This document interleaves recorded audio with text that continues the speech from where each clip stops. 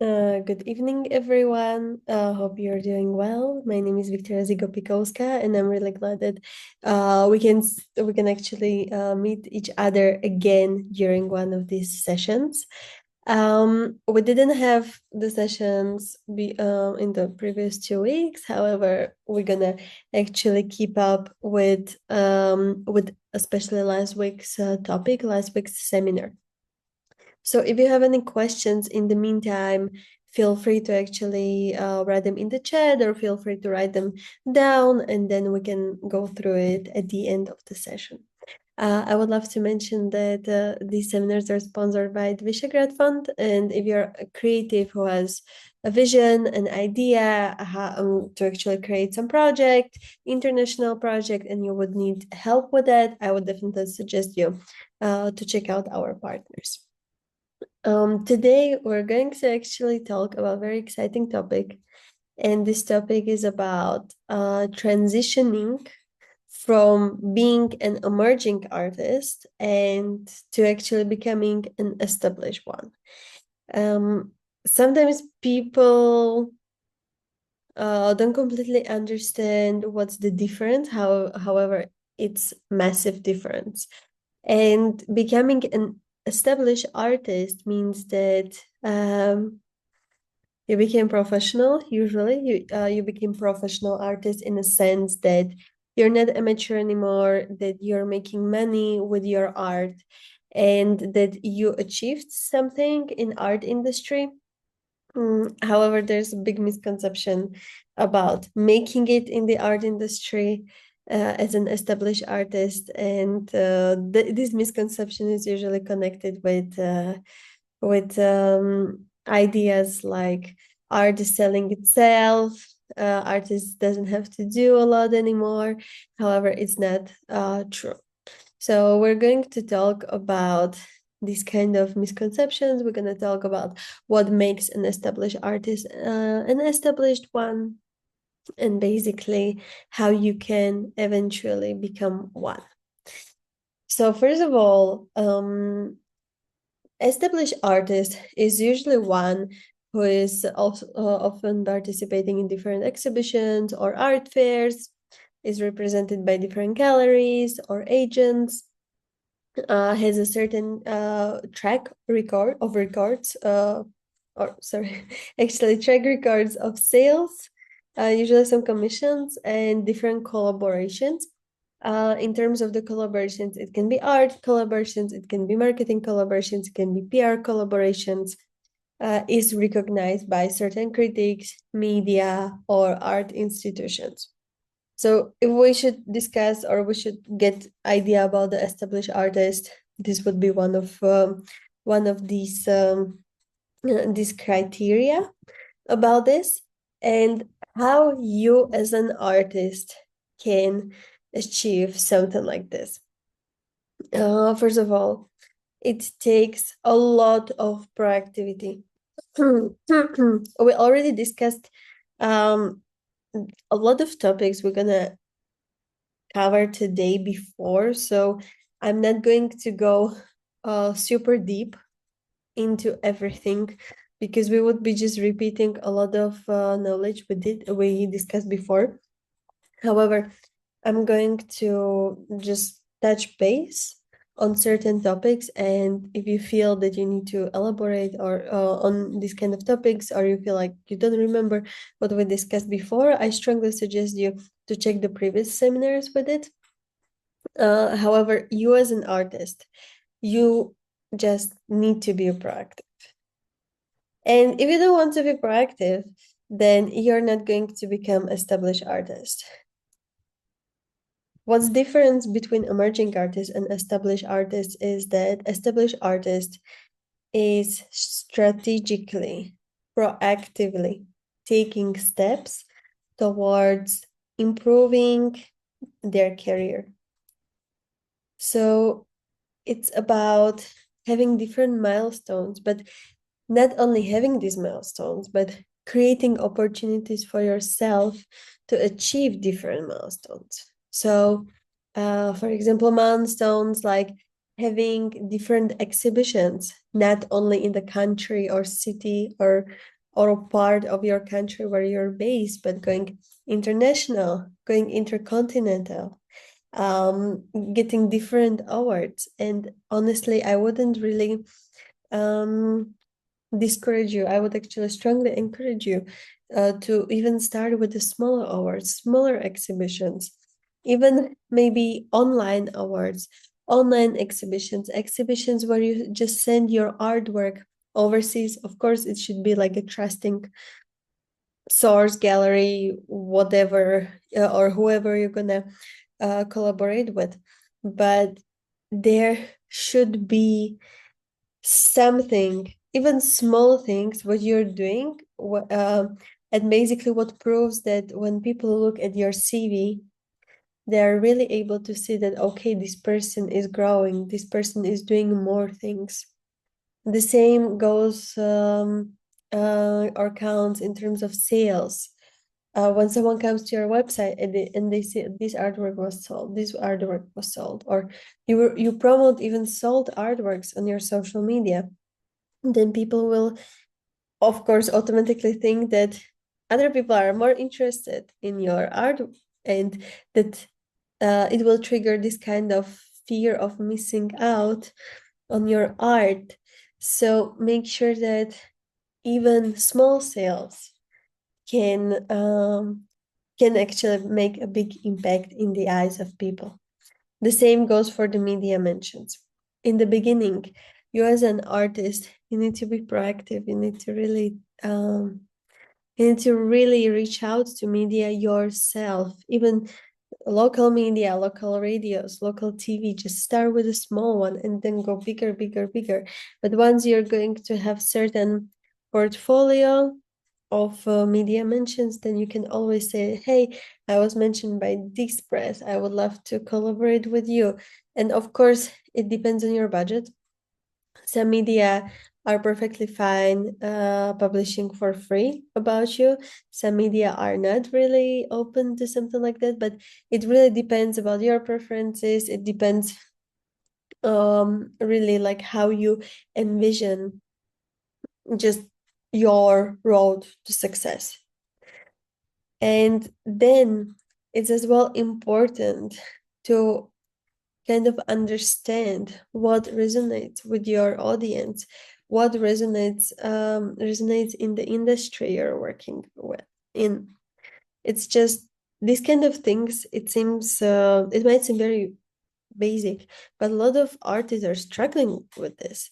And if you want to become really established artist, you just need to get these things together. You need to get these things done. You need to just understand this. We already discussed artistic CV. We discussed artistic portfolio. So I'm gonna just briefly mention that it has to be up to date. If you have some cover letter, if you have amazing story to tell, or like just the way how you're explaining things about your art yourself in like really passionate storytelling way, it's amazing. People should connect with you online, of course, because that's probably how they will get to know you, but they need to feel this connection even through social media, even through website, even through videos. They have to have certain knowledge about you.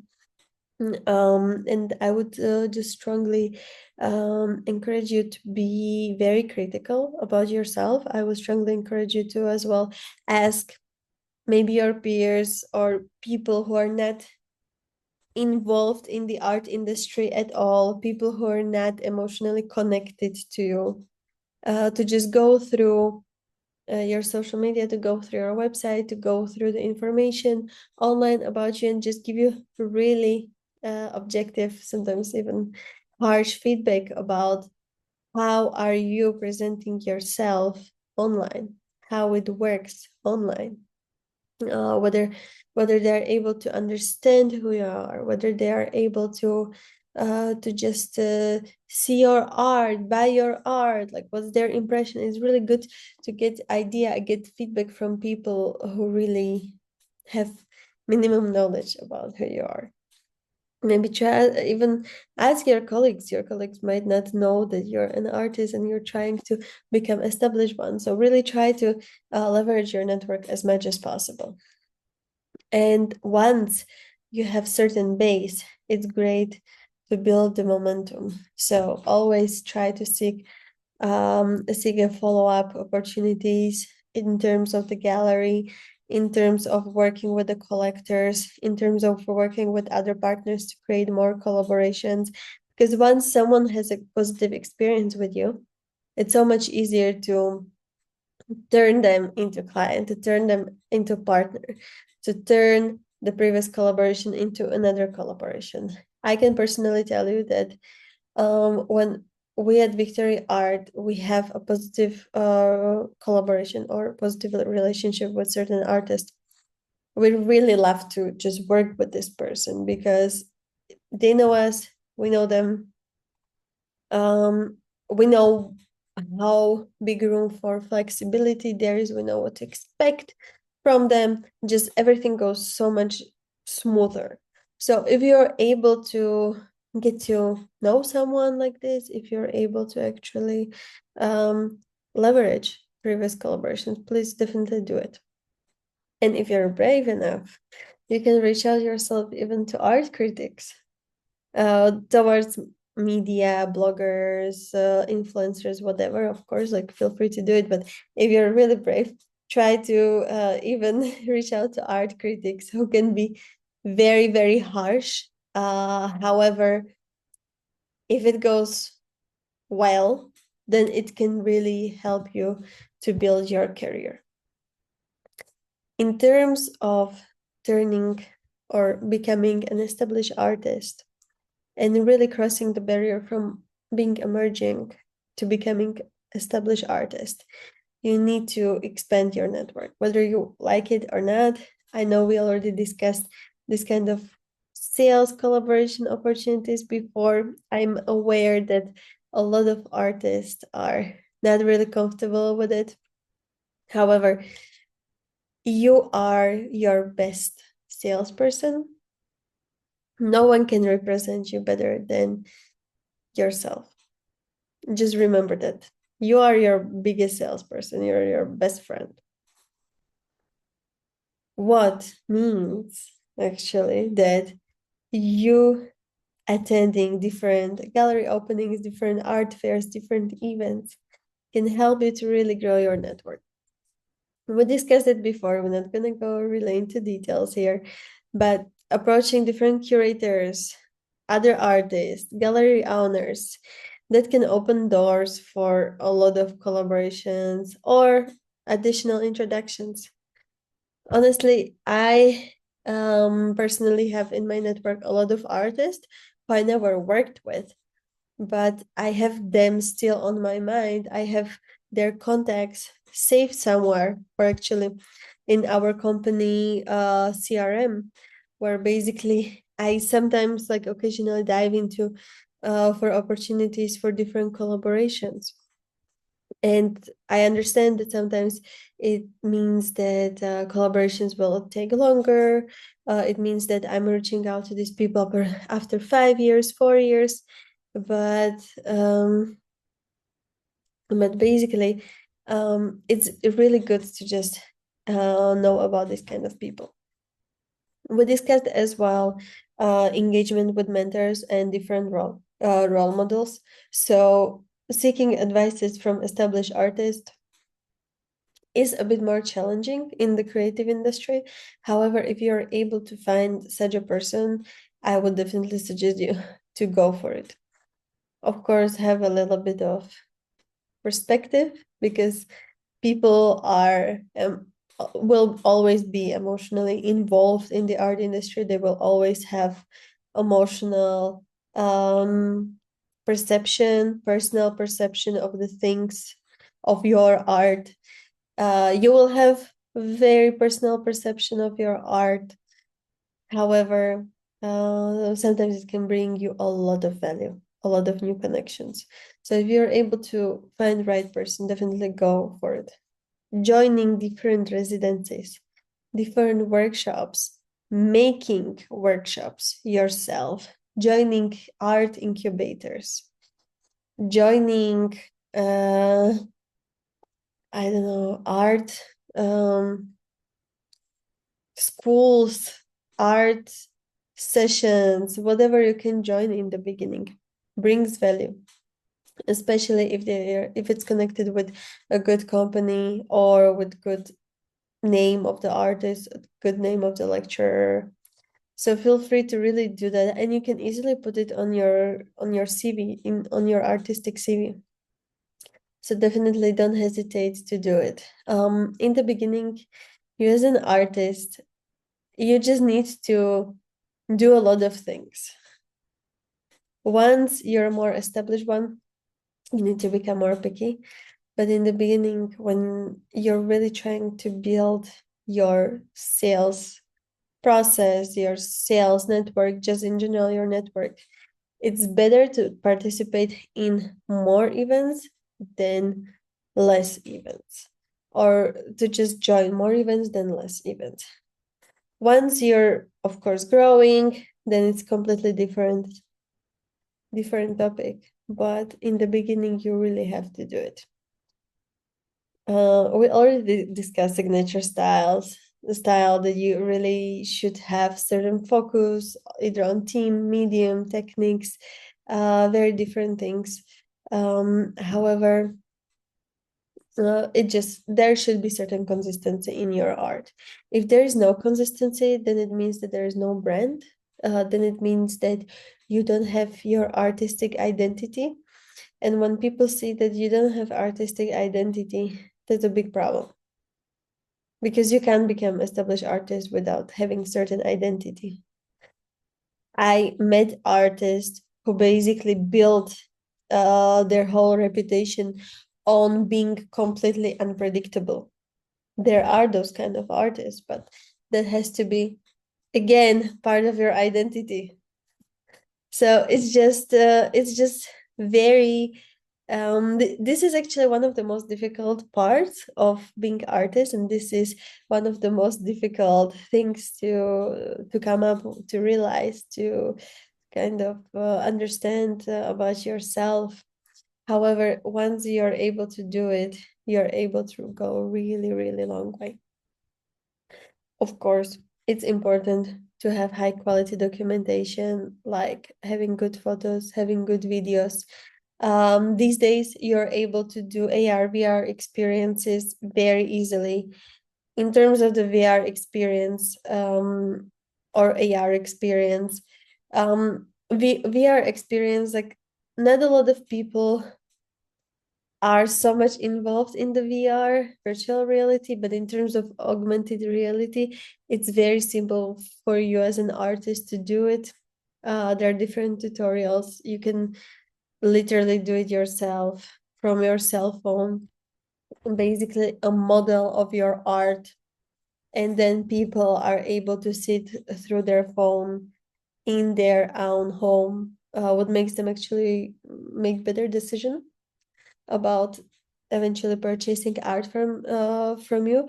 But make sure that you always give people as much information about the art piece, as much high quality content about really making sure that their decision is smooth and is simple.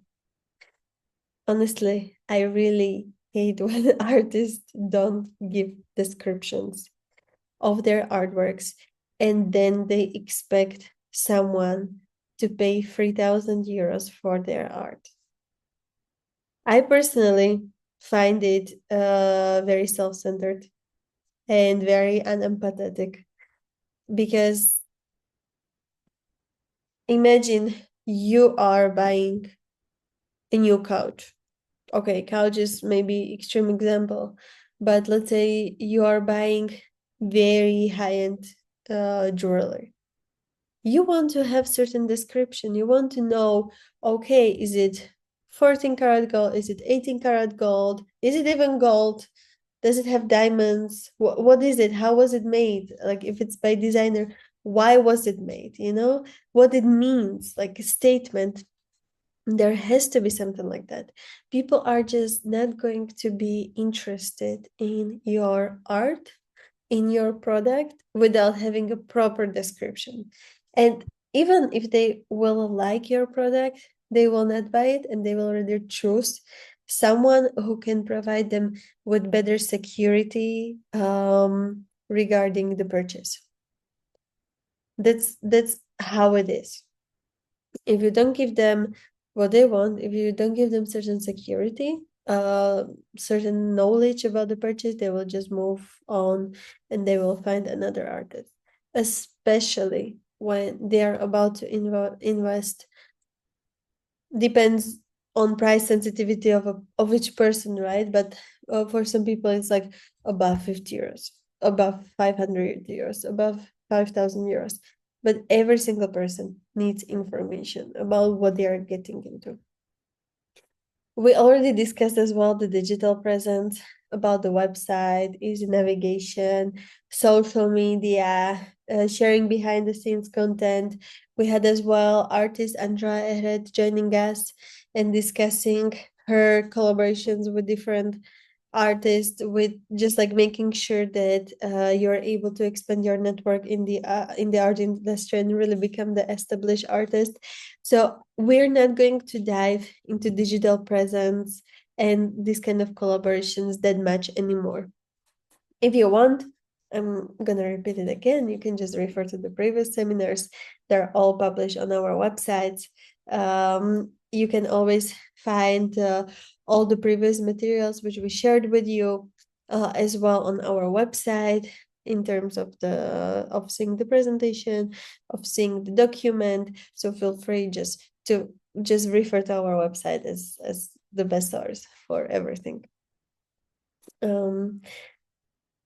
We discussed a few minutes ago the competitions and the residencies. However, I would love to pinpoint again that this can significantly influence your career. If galleries or if buyers see that you won different awards, that you went around the world or around the continent to basically participate in residencies, that increases your price in their eyes. So make sure that you are able to that you just like try to get into them. I'm not telling you that you will definitely get into certain into that you will win the competitions, that you will win the spot in the residency.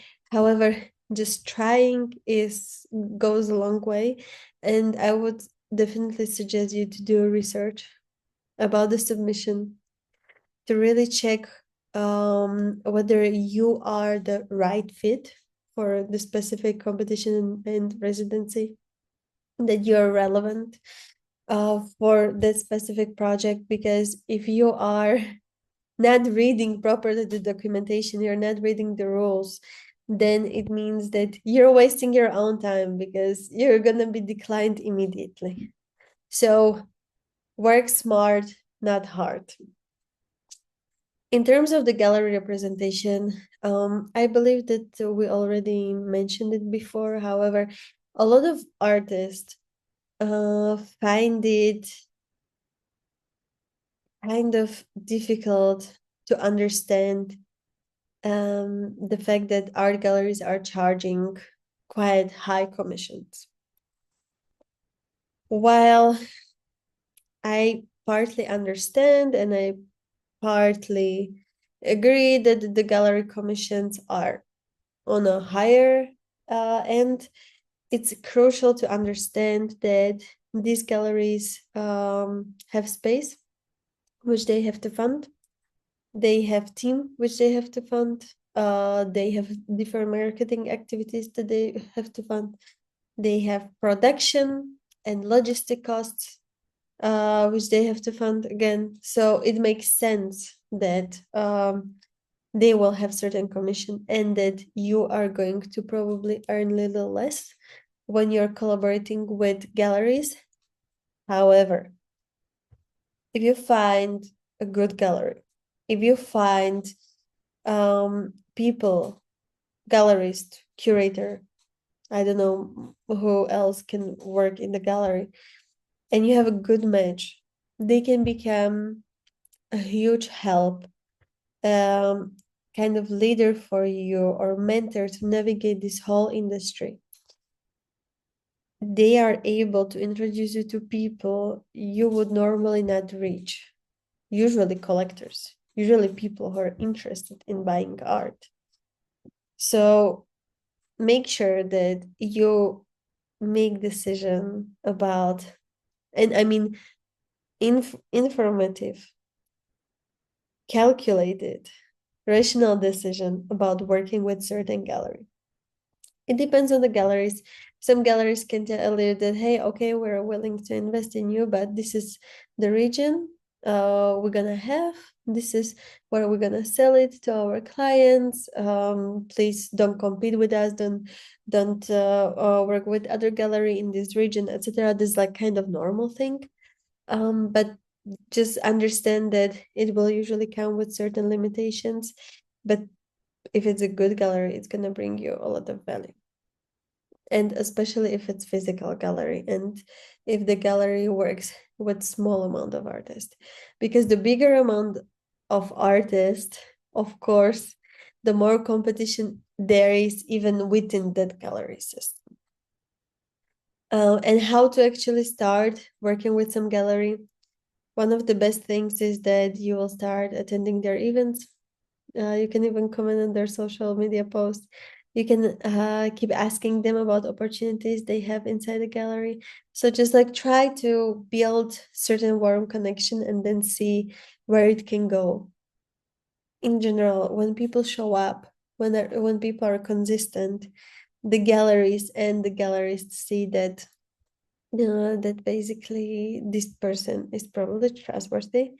If you're doing great art, or if you're asking them about the feedback, if you're just asking them for tips, tricks, then they already can recognize, okay, this person is serious, so maybe we're gonna give him her chance.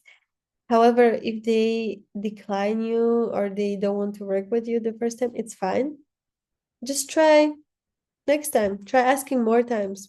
Try asking different places where you feel that the collaboration really might work. And if the collaboration goes sour, what can happen as well in the art industry, usually it happens because of the lack of understanding or lack of communication, then that's fine. It happens in life, right? Like some things just don't work out, but don't feel discouraged. It's part of the business. Once you have certain knowledge in the art industry, you can feel a bit more confident to apply for different grants, apply for different fellowships. We already discussed this topic of applying for different grants. Might be a bit more difficult, especially in the beginning, but once you get hold of them, hold of this whole process, then it will just become easier and you will be as well more comfortable. And in general, you can really use different kinds of fundings in order to fund your project, to elevate your profile. I mentioned to you as well before multiple times that Visegrad Fund is having different opportunities for artists. They are having as well different informative sessions in order for you to basically know what to expect, know how to apply. So feel free to do it or to join one of these sessions. One of the really important things is to know where you're heading as an artist and where your career is heading as an artist. So where you see yourself in 5 years, in 10 years, in 20 years as an artist, how much money you want to actually make, where you want to exhibit, and making steps towards these goals. That's very important. Just knowing what you want to achieve, because if you're heading into dark and you have no clue where you're heading, you will go nowhere. Uh, Last time we saw each other, we discussed different revenue streams and as well different online revenue streams. So think about what's feasible for you, what's possible to do within maybe your limited budget, maybe within your limited time, and how you can expand your offer, your services. Because offering one service or doing one kind of art or selling one kind of art is okay, it's fine. However, it's always good to give more options to your clients, at least two free options. I would say free is the bare minimum, but try to think outside of the box. This can help you to just create passive income from different streams that can help you to become financially stable in a such financially unstable industry. It's actually funny to say it out loud because art industry can be very financially volatile, and that's something what you need to be prepared for. Definitely, you need to be prepared for it. If you're a person who is having a bit more challenging financial management,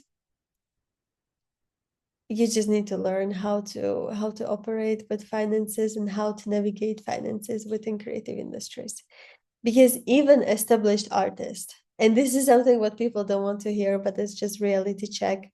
Even established artists, even artists who are who won different awards, even artists who did many exhibitions, did many residencies, work with different influencers, etc. They have ups and downs in terms of sales. And usually it's ups and downs within 1 year. It's very volatile. Art industry is very volatile. Of course, during the year, having this kind of volatility is normal, especially during period between middle of May, beginning of June until middle of September. People usually don't buy art.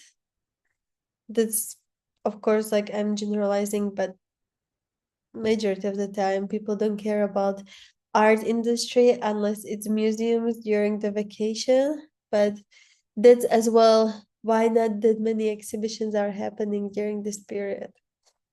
And from the end of December until usually like middle of February, that's as well pretty low-key period for the art industry. People just usually spend money on Christmas and maybe some holiday. They just don't care about buying art. So even established artists, they are selling a few pieces of art per year, and it's not selling every month. So when you as an artist, you have a month or like 2 months, 3 months when you are not selling, it's not something you should be super disappointed about.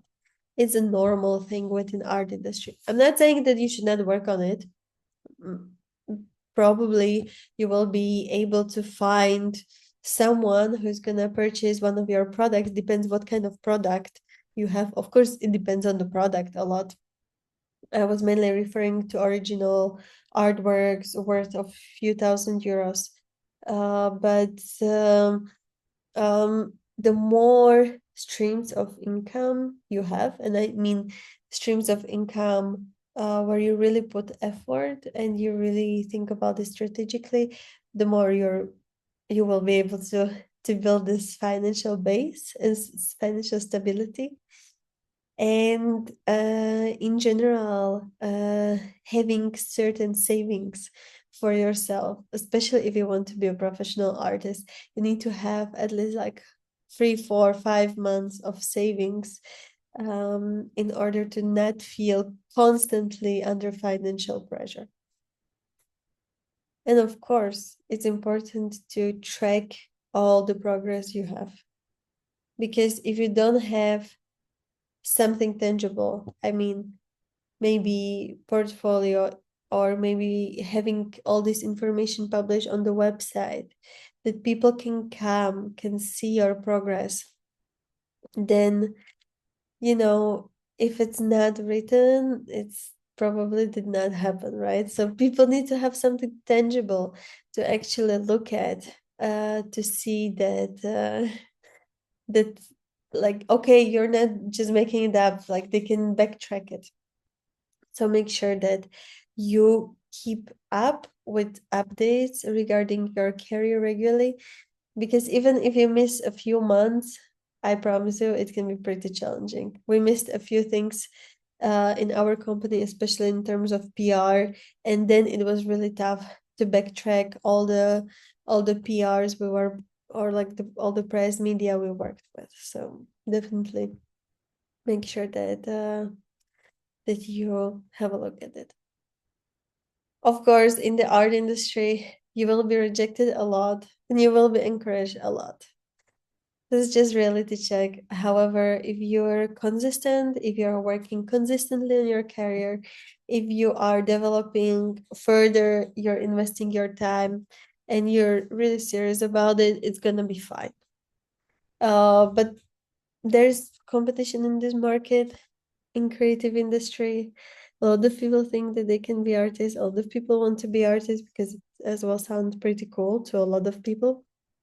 Um, However, just really make sure that you're consistent and that everything what you do is strategically backed by something, by some information or some knowledge or some collaborations.